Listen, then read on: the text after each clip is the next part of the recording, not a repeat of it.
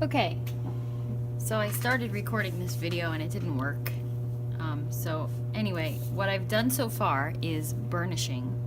And burnishing requires that you build up light layers of color gradually by gradually increasing pressure until the surface of your paper is smooth and waxy.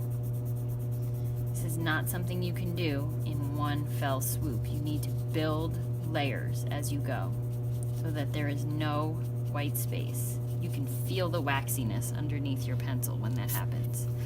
Directional lines are just that, lines that go the same direction.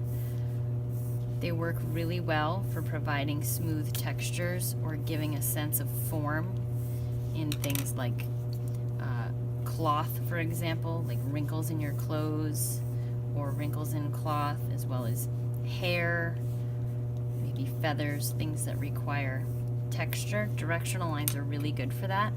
And that's important too, to layer your colors. And when you layer your colors, it's important to think about which colors you do layer. Like if I layer this yellow on top of this purple, it makes kind of like an ugly gray or brownish kind of color. I shouldn't call it ugly, like a neutral color. Whereas if I layer the pink, it's a lot more of a violet kind of color. So the next technique here is watercolor wash. And in watercolor wash, I've already placed a little watercolor wash over this rectangle. And it basically just provides you with, it's like painting on a different, or not painting, using colored pencils on a different color paper. So it gives you just sort of a different sense of background.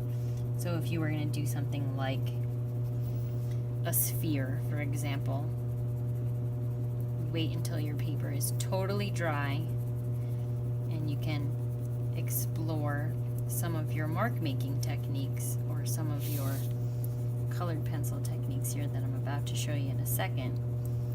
And you can see how it just looks a little bit different when it's on a colored background as opposed to being just on white paper or a white paper background.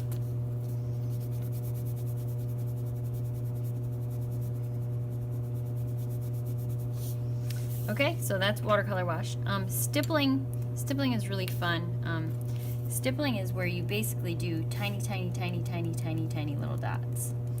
And stippling is a technique. A lot of these techniques are techniques you can also use with pen and ink, graphite, charcoal, crayons, markers. Stippling is something where it takes forever and you really have to build up your value. But basically the idea is the closer your lines are together, the darker or more condensed your value is. And as you spread your dots apart, things sort of fade out a little bit.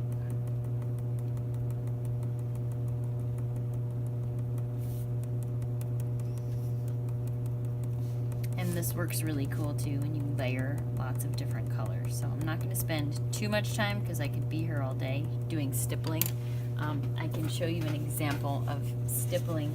This is pen and ink stippling, but it gives you a general idea of when the dots are closer together, you get a darker value, and when they're farther apart, you get a lighter value.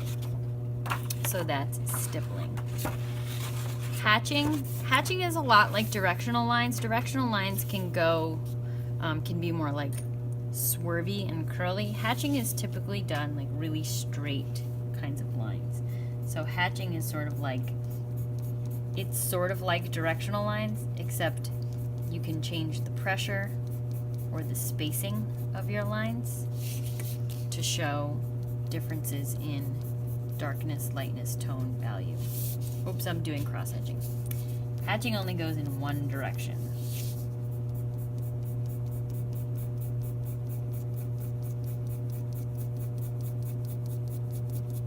And hatching is really cool too, kind of like directional lines if you use layers of colors. All this stuff looks really cool if you use layers of colors.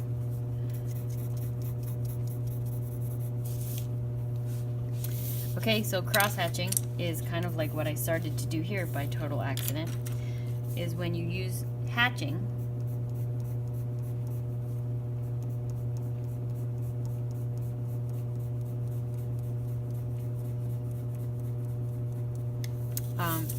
done, you go the other direction as well.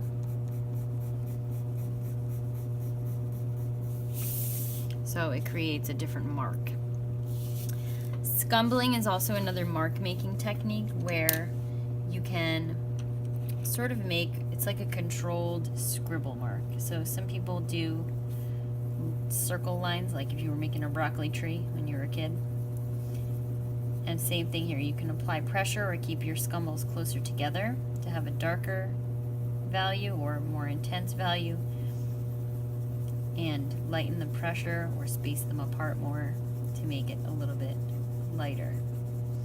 I like to do my scumbling marks kind of like all over the place, like this.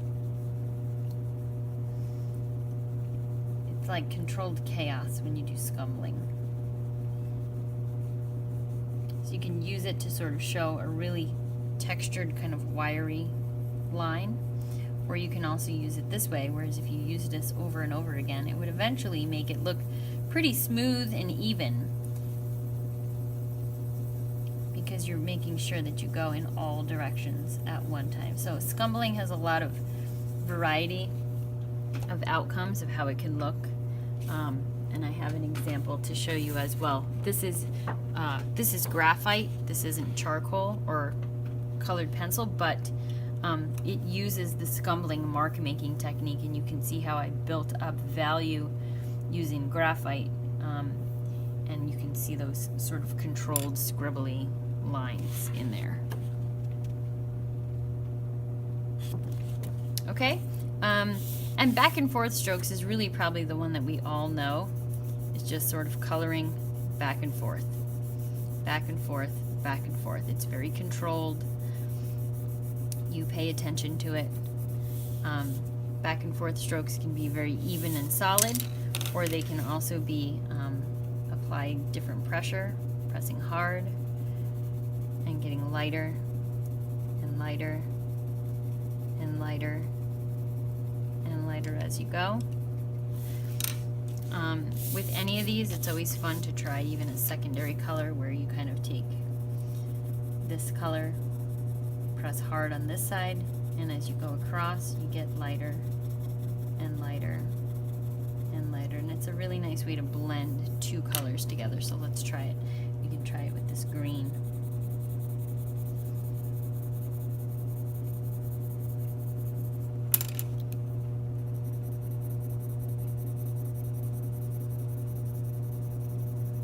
Okay, so that's probably one that you're the most familiar with, but there are other ways of making your marks, and then you can utilize these mark making techniques on a watercolor wash. You can even combine. I mean, there's no rule that says you always have to just use one kind, so you may find different uses for each one. So there you go, colored pencil techniques.